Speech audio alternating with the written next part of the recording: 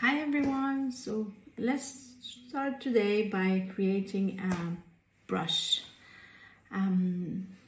So what I'm gonna do is I'm gonna go here and use a drawing guide and use a radial one. Then I'm gonna draw something like a flower, kind of. Oops, it's a bit big. I'm gonna take it black. Again, make it smaller. Yeah, try to do a second layer, and I think that's gonna be enough. Then what I'm gonna do is I'm gonna go here.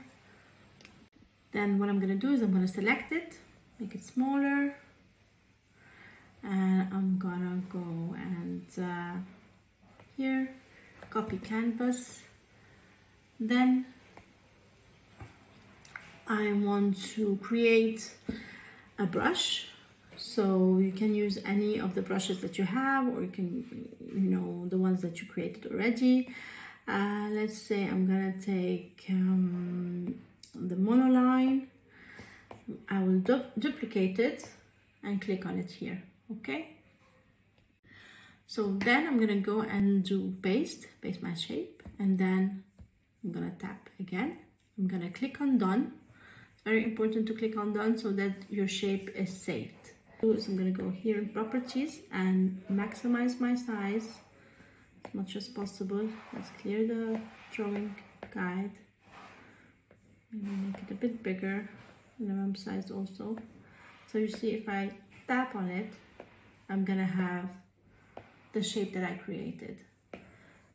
Now I want to see how it works when yeah, it's a little bit too big. You can try all these, like whatever works for you. Let me clear it again and see. Oh, looks nice. So when I do it like this, it looks nice. Okay. You can play around with the spacing. This is where I went to stroke path, and you see, like, if I don't want them to be spaced at all, I reduce the spacing. If I want them to be, like, I would say scattered, I increase the spacing. Let's make it again. Let's see. I think this works. Maybe a little bit further.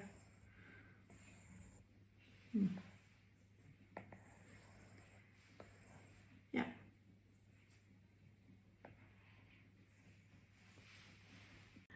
Another thing that I like to do is go to the shape and look at the scatter here. You see, when it's to the minimum, it looks very, straight. You can turn it a bit so that when you scatter them around, it's a little bit, nicer. You can even increase it a little bit. Yeah.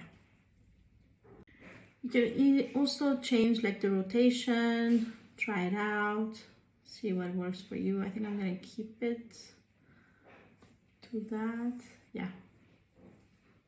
So once you're happy with your brush, go on about this brush and change the name. I'm gonna call it flower brush. And then you can also say, this is you who did it, and that's your brush. So if we do done, and let's test it out. I'm gonna just remove the drawing assist, and let's try it out. Let's let's say put a background color that's a bit dark, yeah, and let me use white.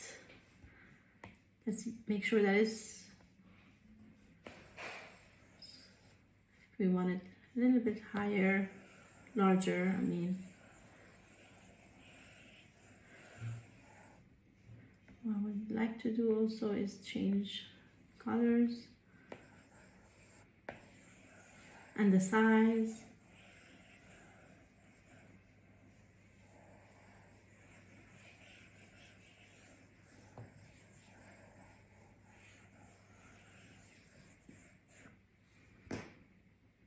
I hope you like my sky.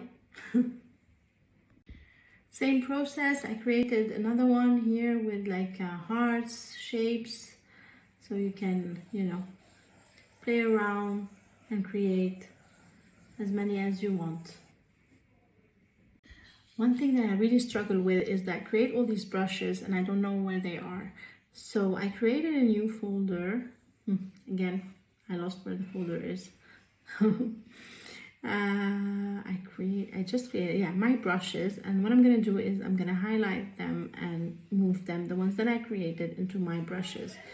Again, those are later, maybe I would want to name it something different, but for now I'm just gonna move them all into my brushes. Now I have them all here under my brushes, if you can see, and you realize, you know, that there are some that I just created and didn't do anything with. So, you know, I could delete them if I don't want them anymore, or just duplicate them, or do different things, and be a bit more organized. I hope it helps. I hope you like this video. Let me know in the comments and ask me what you want to see next. I'm gonna try to do the same on Adobe Fresco, just to see the difference between doing a brush on Procreate and one on Adobe Fresco.